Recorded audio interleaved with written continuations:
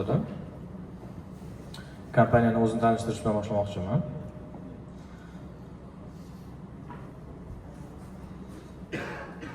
Technical global support team, and I'm partner and manager of Mr. Sato. We may meet in the Telegram group before, and I also reply some questions in the Telegram group. On behalf of Solux Power, I extended our heartfelt appreciation for your exceptional partnership in advancing clean energy solutions across Uzbekistan. Over the past 3 years, your efforts have translated into tangible milestones like 300% increase in solar installations and the successful deployment of the annual system, commercial and industrial domain. Your feedback on product performance and market trends has directly shared to our R&D. And today, our R&D Director Mr. Wang come to Uzbekistan to collect your opinions and collect your feedback to improve our product for Uzbekistan. For example, our low voltage inverters and low voltage batteries. As we look ahead, we are excited to deepen our collaborations in Uzbekistan, and together we can accelerate our transition to renewable energy and unlock our mutual new opportunities in our on-grid, hybrid, and commercial industrial battery and inverter solutions. Thank you for being more than a partner. You are corner milestone of our global vision. And feel free to ask me if you need Solux support and assistance. You can contact me, Eric Wang, in Telegram group. Thank you again. Since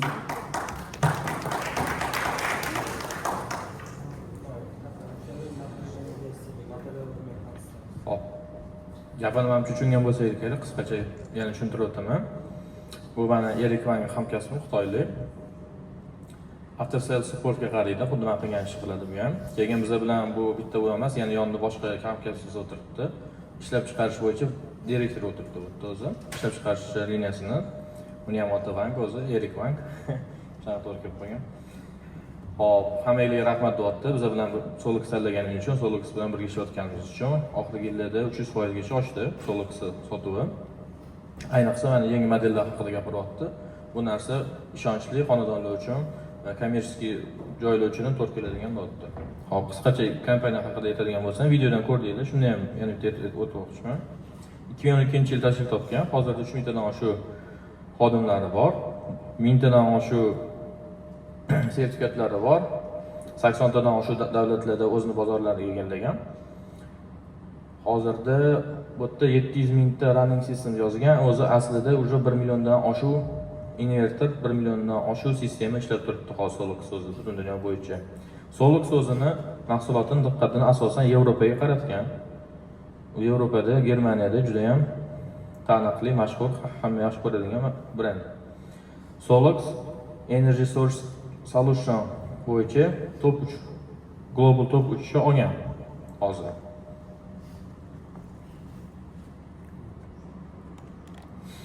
Yani ko'rib o'tsanglar bo'ladi, har xil o'zi video davomini ham ko'rdinglar, har xil sertifikatsiyalarini, granatalarini, yutuqlarini. Yana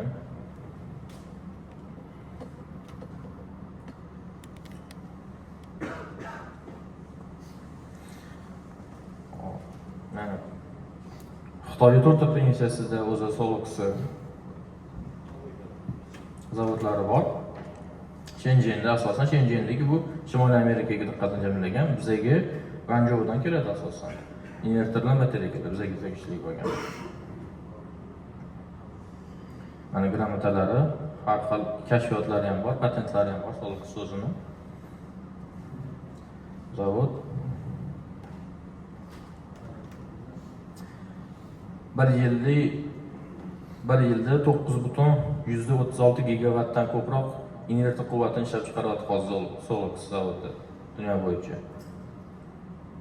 Bir yilda 780 mingtadan oshiq invertor yoki akkumulyator son bo'yicha chiqaryapti.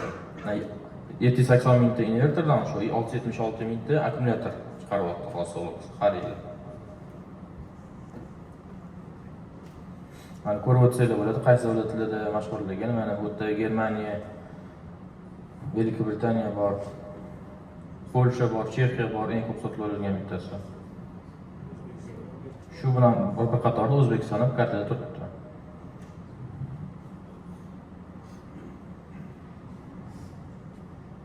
Mana sertifikatlarni ko'rsanglar bo'ladi o'zi mana.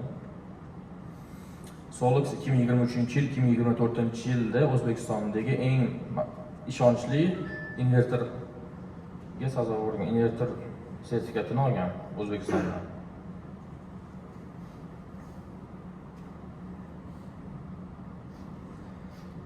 Yana bu ma'lumotlarni video davomida o'zi ko'proq takrorlandi, mana ko'rsanglar bo'ladi.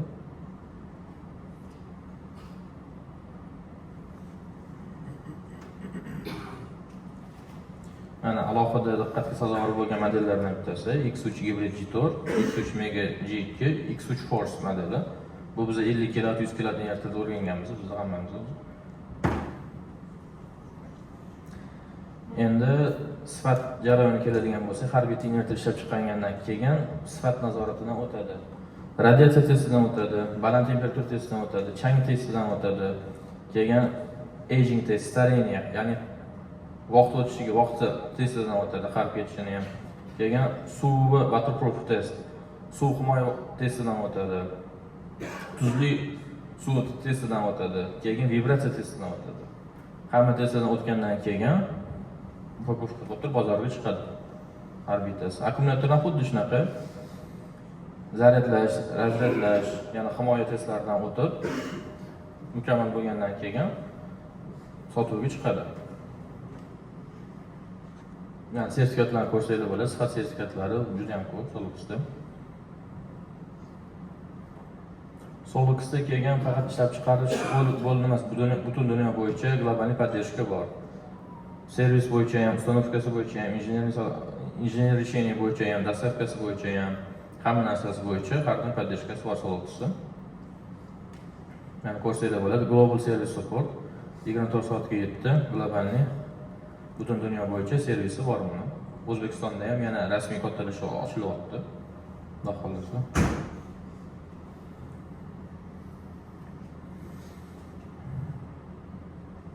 Bu gibrid invertorlar, energy storage invertors ko'rsanglar bo'ladi. X3 ayoli bugun alohida gapirib o'tiraman yana.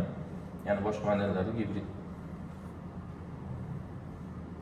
Akkumulyatorlari hozirgacha chiqayotgan va yangi akkumulyatorlar ham bor. Mana low voltage invertorlari yangi mana bu yerda ham qo'yib qo'yganmiz, ko'rsanglar bo'ladi. Bir faza uchun 3.6 kW yoki 8 dan 12 kW gacha light seriya bor yoki X3 Neo 3 faza invertor bor. Low voltage akkumulyator degan misol ishlab chiqarayotgan past kuchlanishli akkumulyatorlar. Mana ESS ham ishlab chiqaryapti Solux. Ayollarni ko'rsanglar bo'ladi, chap tomonda, o'ng tomonda ESS Trainer seriyani ko'rsanglar bo'ladi. Trainer air cooling va liquid cooling bilan jihozlangan bo'ladi. Havo bilan sovutish va suyuqlik bilan sovutish sistemasidan. Buni yana alohida to'xtalib o'tiramiz. Mana mikroinvertorlar. Oddiy bizani CTO invertorlarimiz, 10 grid invertorlar. Bu hamma uchun tanish. Yengillik biz uchun X3 Force Plus bilan X3 Grand yengillik. Qolgan modellarni hamma bu yerda yaqindan tanish bo'lsa kerak. Yana Solux'dan zaryadli stansiyalar chiqadi, 7.2 kW dan 22 kW gacha. Ko'rsanglar bo'ladi. Zaryadli stansiyaga yetib o'tdik, oddiy zaryadchikdan smart EV chargerning zaryadchik farqini. Narxida ham farq borda, o'shani tushuntirib o'tsangiz. Bu Solux'dan chiqayotgan hammasi smart EV charger hisoblanadi. Oddiy zaryadchikdan farqi bor. Bunda raspисание qo'yib qo'ysangiz bo'ladi, quvvat chegaralansangiz bo'ladi. Solux inverterini ishlatib, Solux'ni sistemangiz bo'ladigan bo'lsa, quyosh paneli o'zidan quvvatdan zaryadlaydigan qilsangiz bo'ladi. Xohlaganingizcha manipulyatsiya qilsangiz bo'ladi. Uni retsepsiyasini belgilab qo'yasiz, quvvatni ham chegirlashingiz mumkin yoki faqat quyosh ishlatgan deyishingiz mumkin va hokazo. Shunisi bilan oddiy zaryadchiklardan juda katta farq qiladi. Ya'ni men Smart Energy Management bilasizlar o'zingizlar, Solux Cloud hammamiz ishlatamiz. Solux Cloud uchun bo'ladigan mana bizning Pocket Wi-Fi'larimiz yoki dongle tanilgan bu narsa, QR kodini skaner qilish shu narsadan bo'ladi o'zi mana. Yaqinlashtirib ko'rsangiz ham bo'ladi. Yana har xil aksessuarlari, BMS Parallel Box, IPS Parallel Box bor, adapter box bor. Bularga yana bir seminar davomida bir yana to'xtalib o'tib, chuqur ma'lumot berib o'tib ketaman. 2025-yilda yangi chiqayotgan mahsulotlar, mana ESS Training X3 Force Plus modeli 120 kW dan 150 kW gacha 0.4 chiqaradigan inverter. Yana Grand inverter chiqyapti 350 kW, u 0.8 bo'ladi. 8 volt chiqadi, 400 volt olmaydi. Iyundan teploy nasos ishlab chiqarishmoqchi Solux'dan. Va yana katta объемdagi ESS solutionlar 2,5 megawatt, 5 megawatt soatgacha akkumulyator zaxiralari konteynerda. Dunyo bo'ylab mana har xil qo'yilgan udashli proyektdan ko'rsatib bo'ladi. Bunaqalar o'zi 100 mingdan topiladi butun dunyo bo'yicha. O'sha tepani bir chiqadi. Sitoy 50 megawatt. Mana bu X3 AEL sistemasidan yig'ilgan 100 kilowatt soat zaxira manbayiga ega, 50 kilowatt yoki 60 kilowatt gibrid inverter sistemaga ega bo'ladi. Shu sistemani ko'rsatib bo'ladi. Mana chap tomon pastligida ko'rishingiz mumkin turibdi hammasi.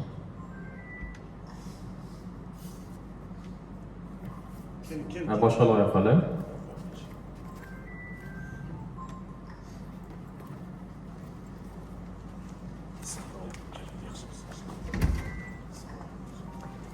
ana Xitoydagi yana 24,4 megawatt pik obyekt ko'rishingiz mumkin. Hamma Solux'dan ishlatilgan. Solux'da X3 Force modeli 80-120 kilowattli inverterdan foydalanib, shu 25 megawattli obyekt qilingan. Solux Power mana kelajakdagi yangi zaniyasi.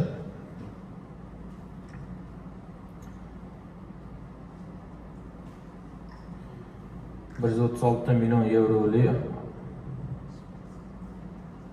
zavod qurilayotgan ekan, mana Utility Storage and Heat Pump Manufacturing Plant.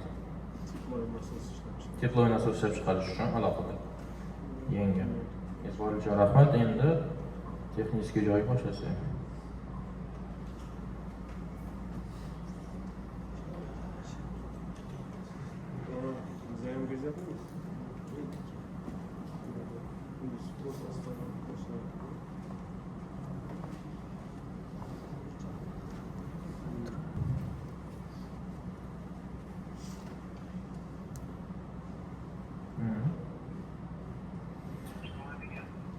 Hop, Solux'da hammamiz bilamiz, X1 minidan tortib X3 Forcegacha, ya'ni bir faza 3 kW, bir faza 1 kW inverterdan tortib 3 faza 150 kW invertergacha CCO inverterlar.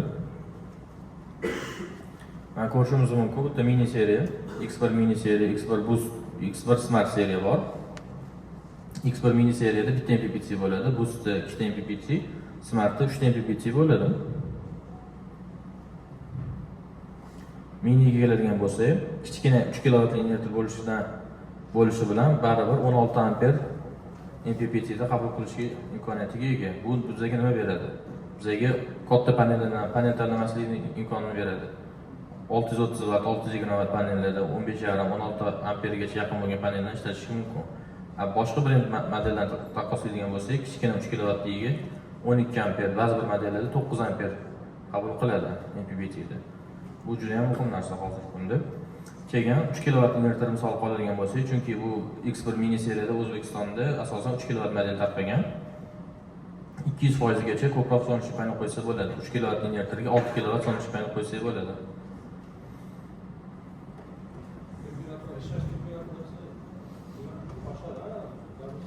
Yo'q, naguslar ishlamaydi. 6 kW chiqarib bermaydi. 3 kW chiqarib bera oladi. Voqelikdan chiqarib beradi. Soat 9 dan, soat 11-12 da 3 kW chiqarmaydi-da. Ertalab soat 8 ham 9 dan 3 kW berish boshlaydi. Kuni bo'yi 6 kilovatli inverterni moshasini beradi. Soat hozir 6 kilovatli inverterimiz, panelimiz 40 kW tok berib turamiz. 3 kW dan kuniga 40 kW tok beradi. Ertalab 8 da 3 kW chiqib olib, soat 6 da o'sha 3 kW dan tushadi.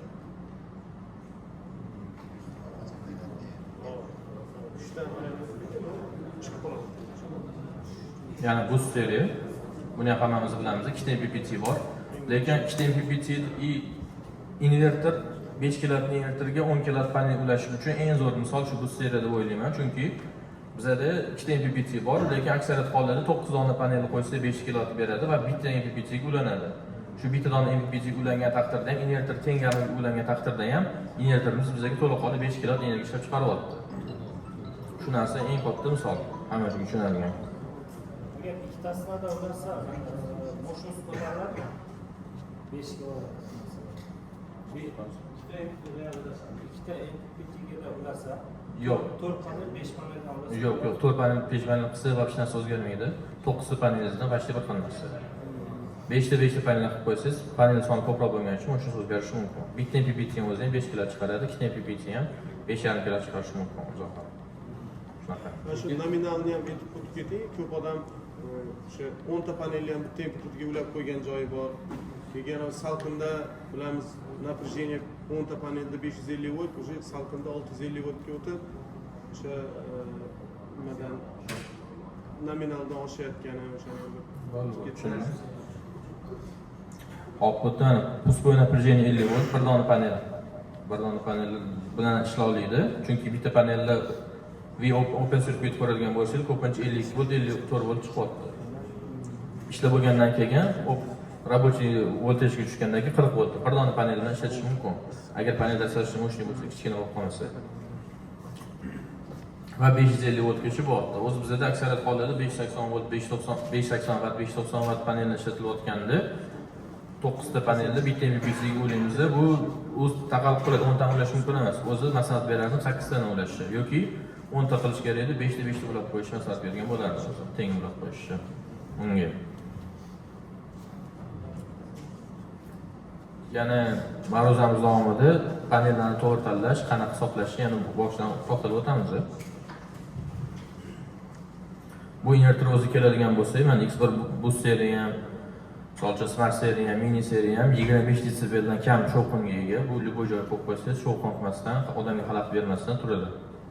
Ovoz chiqarmaydi deyarli.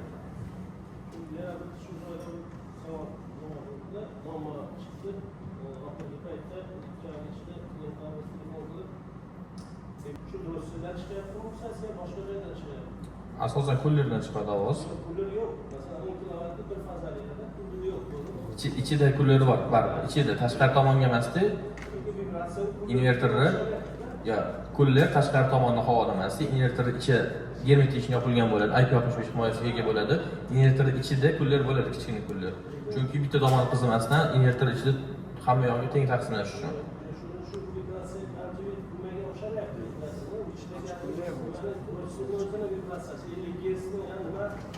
Yo'q, u narsa bermaydi.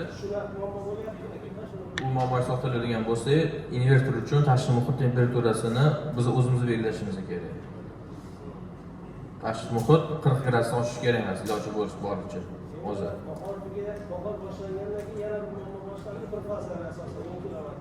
Bunga to'xtalib o'tamiz, chunki bir fazi kuchlanish oshib ketish hamma muammosi, bu yerda 99% muammo faqat kuchlanish oshib ketishi. Bunga to'xtalib o'tamiz. Hop, mana X1 Smart modelini aytmoqchiman. Bu yerda 20 ampergacha ko'taradi bitta MPPT'si.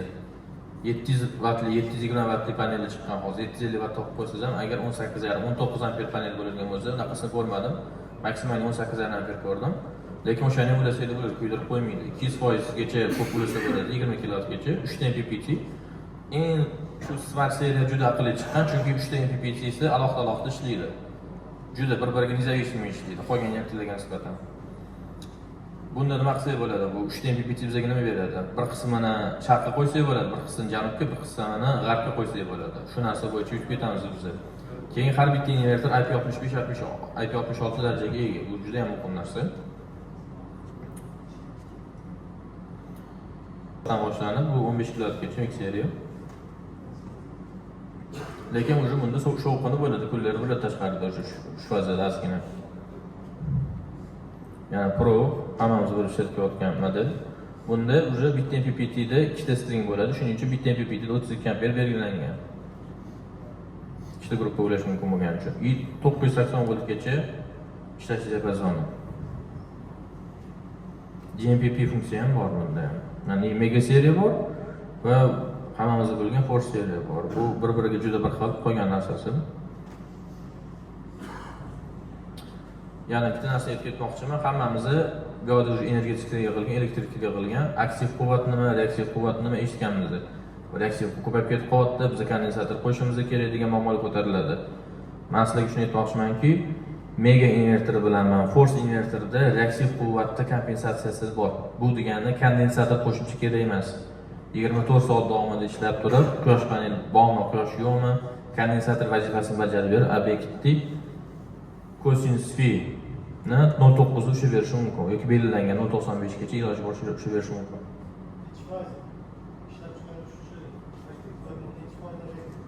Invertor quvvatiga bog'liq, o'zi 50 kW bo'lsa, 50 kW gacha ko'tarib beradi, o'sha kontrol qilib beradi.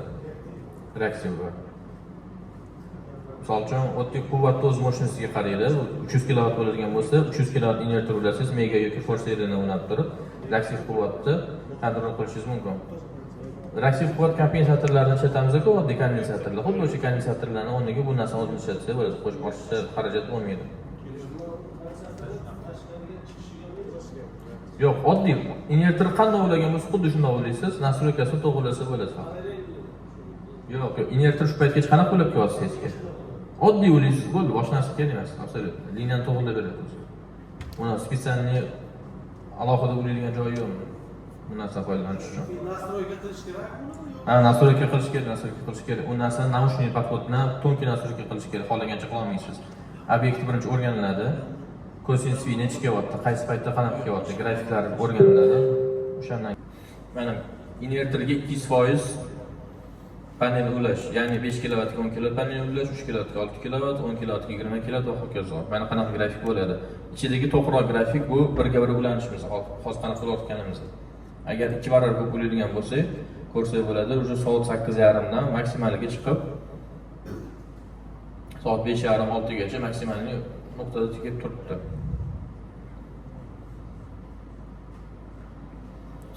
Invertorlarni 5 tagacha modelga qarab 5 tadan to 10 tagacha bir xil model, bir xil marka bo'ladigan bo'lsa, quvvat bir xil bo'lsa, parallel ulash mumkin. Bir-biriga. Parallel ulash o'zi aslida shart ham, bitta obyekt ulangan bo'ladigan bo'lsa. Agar 3 tagacha invertorda bir-biriga parallel ulash imkoniyatini beradi bu narsa. Uzib degan narsa ishlatamiz. Uzib o'z aslida har bitta invertor ichida bor. AC tomonga ham, DC tomonga ham, permanent tomonga ham degani va passiv tomonga ham, kel tomonda o'z passiv SPG, ya'ni uzib bor. Kelgan o'tishga to'lgan o'z datchiklari bor har bitta invertorda alohida. Hech qachon o'zini o'zi ochib yonib ketib qolmaydi, hech qachon har doim ogohlantiradi. Invertorda yana himoya vositasi keladigan bo'lsa, защита от превышения температуры bor. Bu ya'ni invertor qizib tashqari issiq bo'lsa, invertor ishlab turgan yana bor. Asosan 75-80 gradus Selsiydagi kuzatiladi bu narsa. Mana shu 2 haftada issiq havo bo'ldi, böyle Xorazmda, sizlar Toshkentga kuzatildi. Statistikani ko'rib o'tirdik, uyimdagini 60 kilovatgacha berib turgan ular 15-20% kamayib ketdi. Bu panelni qiziq temperaturasi oshgandanmi yo invertorni Kelasi aslida. bir-biriga sinoq qiladimi? Kelasi. Birinchi paneldan o'zi kam quvvat kelyapti. Qizigandan keyin. Kam quvvat kelish bilan birga invertor o'zi qizigandan keyin ham quvvatini kamaytiradi yana. 45 gradusdan keyin invertor o'zi quvvat kamayish, o'zini saqlash uchun, kuyib qolmasligi uchun. Keyin yana eng zo'r narsa plus minusni teskari ulab qo'ygan taqdirda ham kuyib qolmaydi invertor. Hozir hammasi oldi. Polyarnisni o'zgartirib qo'ysangiz, ashibga chiqarib qoladi yoki inverter yonmaydi, waiting modda qotib qoladi, nima bo'lsa bo'ladi, lekin kuyib qolmaydi uncha-munchaga. Ishlamaydi. Lekin bu degani teskari ulab ketdim degani emas. Xato qilishingizga xatoingizni kechiraman degan. Teskari ulab oylab tashlab qo'ysangiz, yonib ketadi baribir, kuyadi bu narsa. Lekin yangi odamlar plus-minus adashtirib qo'ysa, bu narsani sizga xato qilish haqqingiz bor. Xato qilish huquqini beradi sizga. Keyin solnechniy paneldan kelayotgan PV kabelimizdan izolyatsiyasi ketib qolsa, u narsani xabarini beradi inverter. O'tishga to'ka bo'lib turib, u juda ham ko'p beradi. Bu kelajakda yana yong'inlarga sabab bo'lishi mumkin, pojarlarga. Shundan ham himoya vositasi bor bo'lsin. Zamikani bo'lsa, solnechniy panelda kelayotgan PV kabelni izolyatsiyasi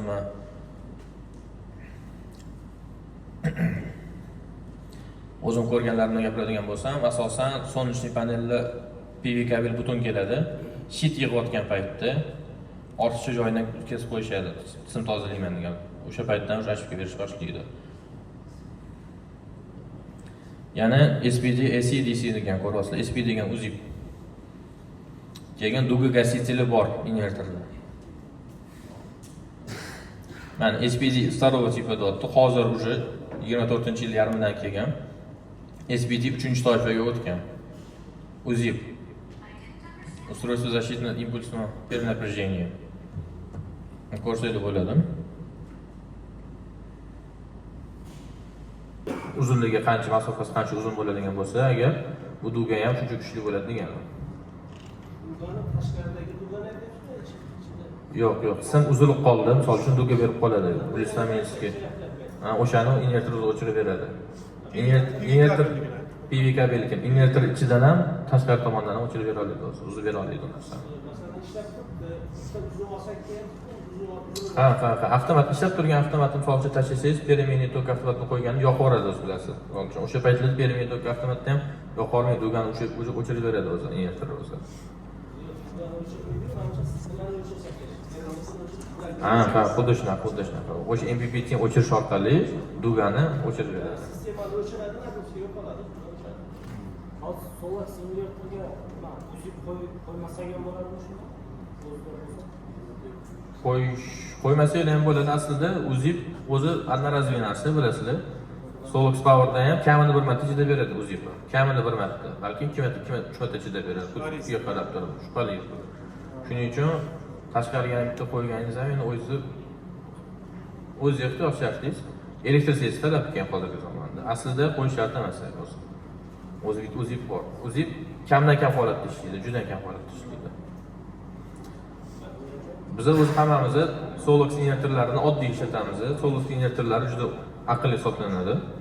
Undan umumniy sharoitlar qilsa bo'ladi hamma. Misol uchun mashinani zaryadchigini o'ylasa bo'ladi. Mana bu yerda ko'rsatib bo'ladi grafikda.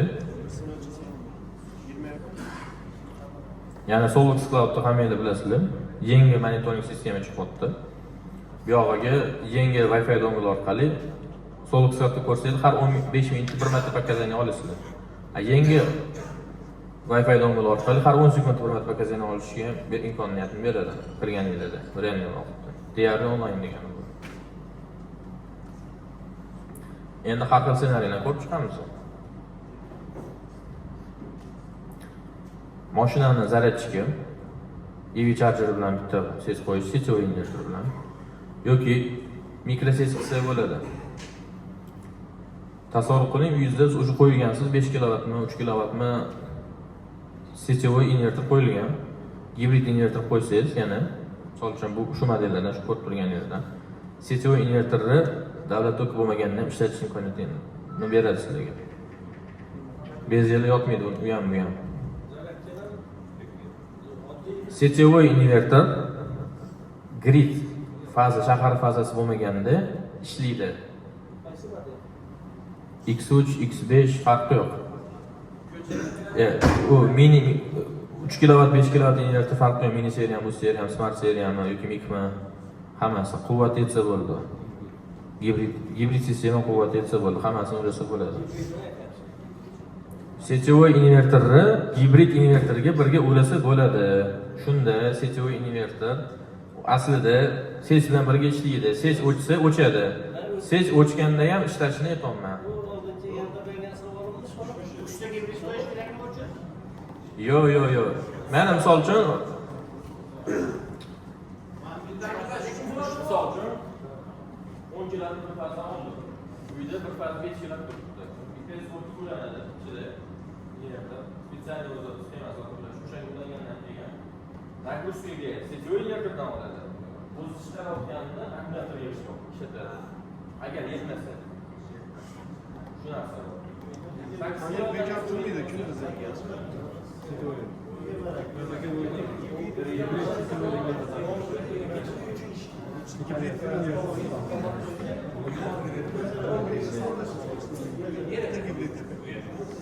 Yana keyingi ssenariyga o'tamiz.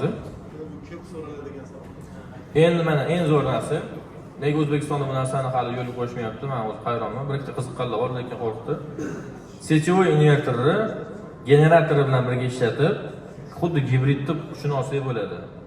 Bir xil joylarda, bir xil obyektlarda katta generator tayyor bo'ladi. 200 kilovat, 300 kilovat. U yo'g'iga endi so'nggi chipani qo'yilgan hozir. 50 kilovatmi, 100 kilovatmi, 200 kilovatmi. Mega va force invertorlarini qolgan va boshqa invertorlarni ishlatsa bo'ladi aslida, lekin Mega va Force invertorlarda katta urg'u bermoqchiman, chunki bu katta invertorlar. U Mega va Force invertorlar qo'yilgan obyektda ham katta generator bo'ladi. Bu qanaqa ishlaydi? Bunga biz uchun ikkita smart meter kerak bo'ladi. Ikkita smart meter kerak bo'ladi. Mana korpusda o'zi bu yerda. Chizmada ham chizilgan. AVR alohida.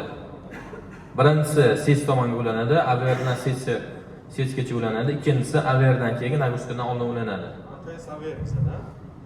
ETS bu inglizcha nomi, AVR ruscha nomi. Shunda invertor ikkita proshifkada ishlaydi. Birinchi proshifka ses bilan ishlaydi. Ses sensoyda toki bilan, permen toki bilan ishlaydi birinchisida. Agar ses o'chgandan keyin, AVR yoqilgandan keyin generator o'zi zapuskatsiya qiladi. Generator zapuskatsiya qilgandan keyin invertor ikkinchi proshifkaga o'tadi. Generator bilan birga ishlay oladi. Bu bizga nimani beradi? Generator butun quvvatni o'z nagruskaga olsa, deylik 10 litr, 15 litr yoqilg'i sarflashi mumkin. Lekin invertor qo'shib yordam beradigan bo'lsa, yoqilg'ini ekonomiyasiga beradi. 1 litr, 2 litr yoki 3 litr. Xalastoy aylanib bersa bo'ldi. Quvvat yetarlicha. Yetmagan birinchi quvvatda so'nish paneldan oladi, yetmaganini o'zi chiqarib beradi. Ortiqchasini invertor shu cho'chka orqali boshqarib, ortiqcha energiya bermaydi, generator kuydirib qo'ymaydi. Shu tomonlari bor. Yaqinda kalkulasiya qo'ydik, 30 kilovatni. Endi bizga hozir klient aytyapti, men dedi 3 kilovat so'rayapti. Men 5 kilovatni generator olaman deyapti. Endi bu qanday bo'ladi? 30 kilovatli stansiya 5 kilovatli generatorni kuydirib olmaydi. Yo'q, kuydirmaydi. Bu keragidan ortiq so'rib bermaydi bu narsa. 500 wattmi, 1 kilovatmi? Yo'q, 5 kilovatni olmaydi. Nagruska qancha bo'lsa, shunchani kalkulasiya qiladi faqat. Endi men o'ylamadim, aytdim, 30 kilovatli qo'ygan, 30 kilovatli generator oling deyapman-da. Men farqi yo'q.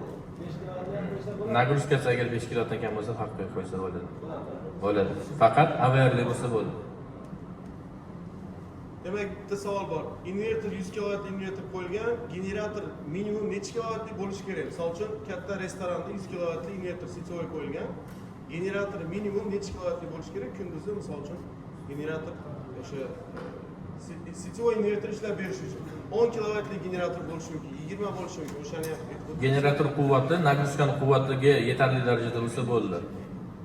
Nagruska 20 kilovat bo'ladigan bo'lsa, ozgina zapasini olib turib 30 kilovatli generator qo'yib qo'ysak, yoki nagruska 7 kilovat, 6 kilovat bo'ladigan bo'lsa, 10 kilovatli generatorni o'zi qo'yib qo'yishimiz yetarli. Lekin 100 kilovatli invertor qo'yiladigan joylarda asosan nagruska ham 70-80 kilovat bo'ladi. Shunga yarasha generator bo'lishi kerak o'zi ham amalda. Generator quvvati tozalashimizni nagruskaga yetib bersa bo'ldi. Maksimal pakratga berish kerak.